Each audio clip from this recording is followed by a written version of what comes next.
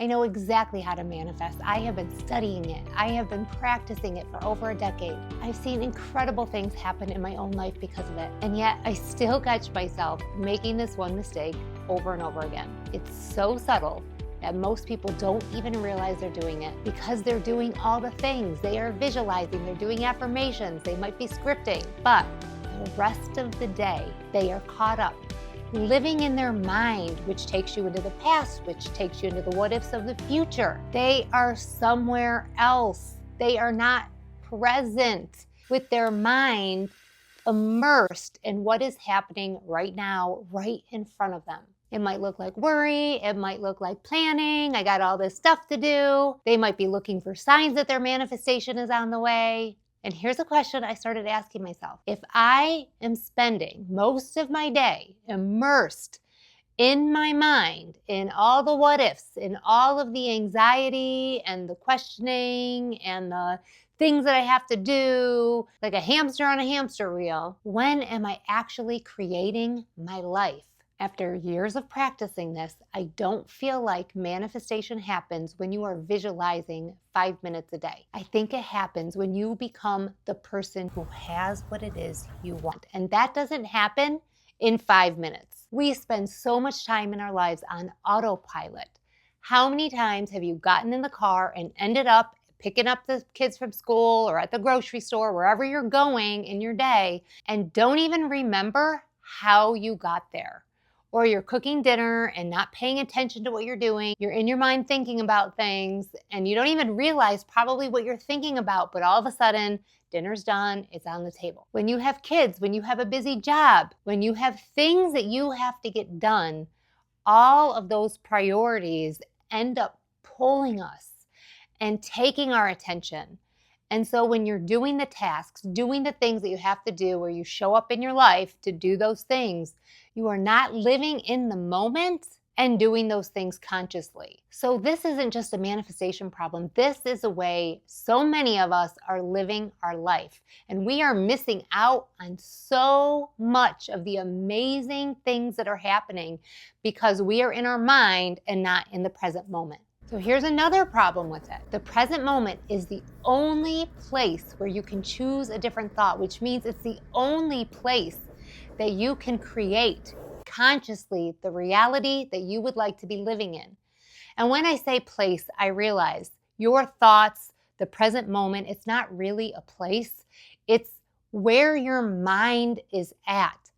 But if you are inside your mind, thinking about something other than what is right in front of you.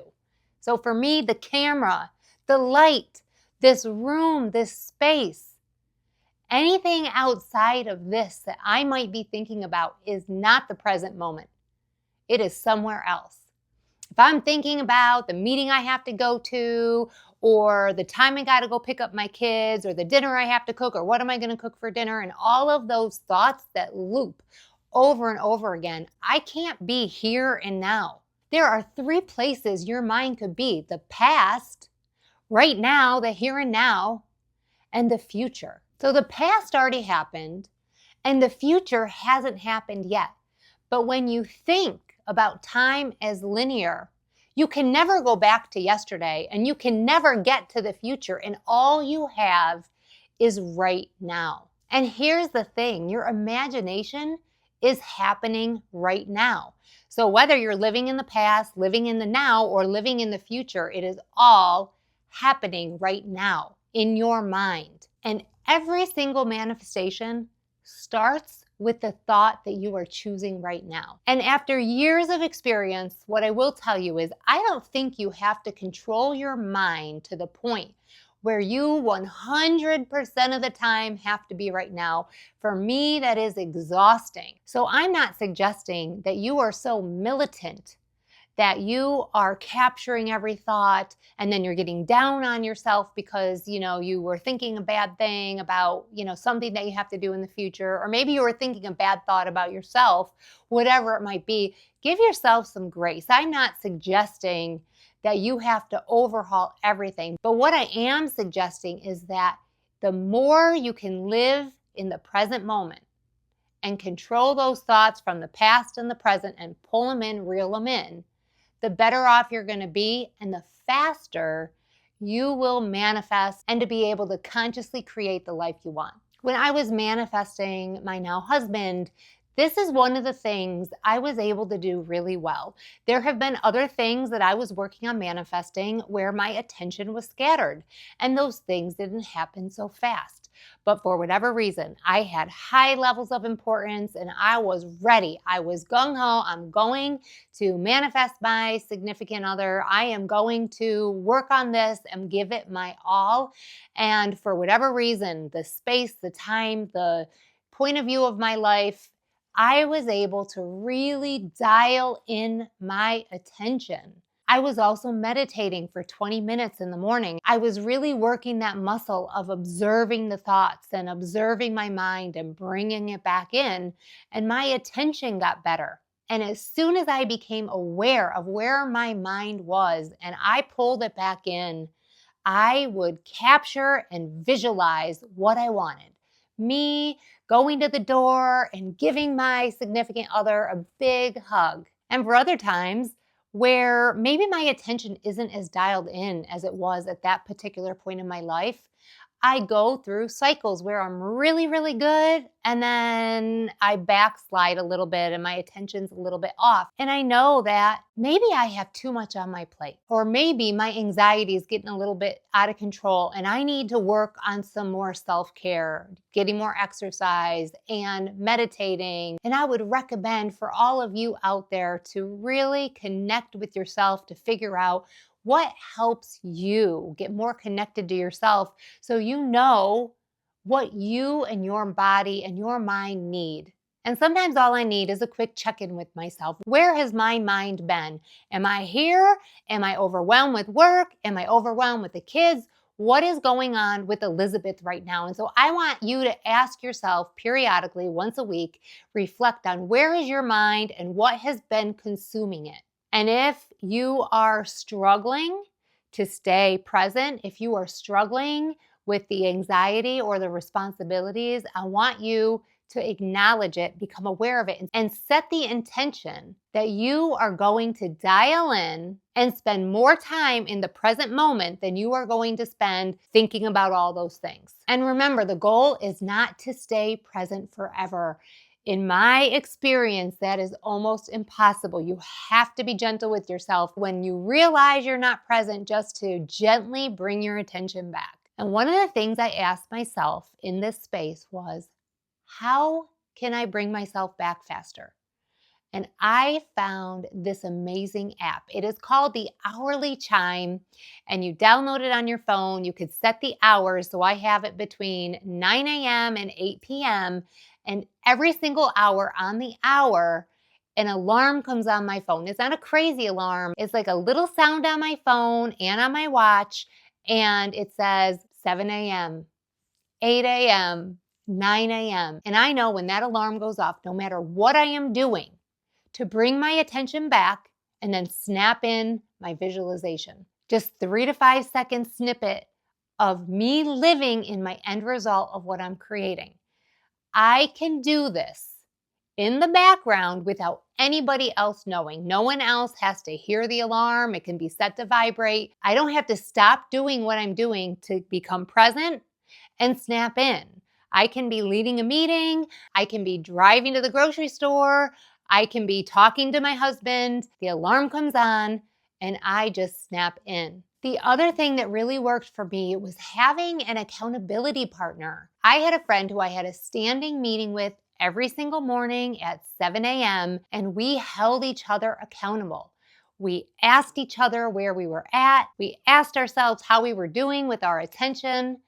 And we also spoke our manifestations to each other out loud.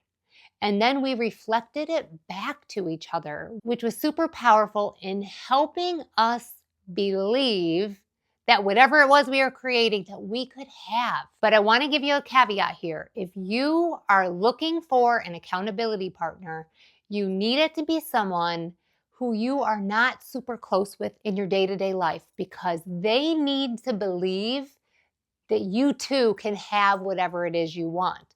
So if this person has a history of you, and let's just say you want to have $1 billion, and this person has these current beliefs about who you are, and they know your current job, and they know how much you're making, and they know the debt that maybe you're in, and all of those things, they're going to have a hard time believing that you can be that billionaire, which means they aren't going to be contributing to the energy that you need to manifest. So if you're going to be speaking your manifestations with that person, I would be very careful in selecting the right partner. But pretty much anybody can do the check-in with you on your attention. Anybody who is interested in manifestation and knows the principles can be there to support you and be your cheerleader, and you be the cheerleader for them. And then you can celebrate your wins together, and it's a beautiful experience. I also want you to set an intention every single morning that you are going to be aware of your attention. Don't hope that you're going to remember to lock in. You are going to decide first thing, before you grab your phone in the morning, before you make the coffee, before you do anything, you are going to decide that I am going to be present today. I am going to lock in, and I am going to create as often as I can. And then you're going to catch yourself every single time your attention wanders, every single time you catch yourself in the past, every single time you catch yourself worrying and looking for signs and thinking about the future and worrying and all those things, you are going to gently bring yourself back. And for me, carrying a rock in my pocket is really helpful. I can grab that rock, feel it. What does it feel like? That goal is never to not drift away. You will. But the goal is to catch yourself and bring yourself back. Do not beat yourself up. That will have detrimental effects. It completely defeats this entire process because we are talking about self-love. Every part of manifestation is how you feel about yourself. So I don't want to add on any negativity that you might have towards yourself, that you aren't doing it right, that you're failing, that you're not good enough, that you can't have it. If you get into that space, you have to stop. You have to take a break. You have to pull yourself back. Be gentle with yourself and know that you can do this. And one day of being very distracted or having a lot of responsibilities, and maybe you're only visualizing 1 or 2 times, is not going to ruin that manifestation. I promise you this, because I have been there and I have still manifested everything I have ever wanted. So if this is you and you have been scattered and you know that this is tripping you up too, I want you to write scattered in the comments. And what do you do when you realize your mind has totally been someplace else? I want to know. Put it in the comments. If you haven't got my video yet on why your manifestation feels so far away, check that out here. Make sure to like, subscribe, and share. I hope you guys are doing well, and I'll catch you next time.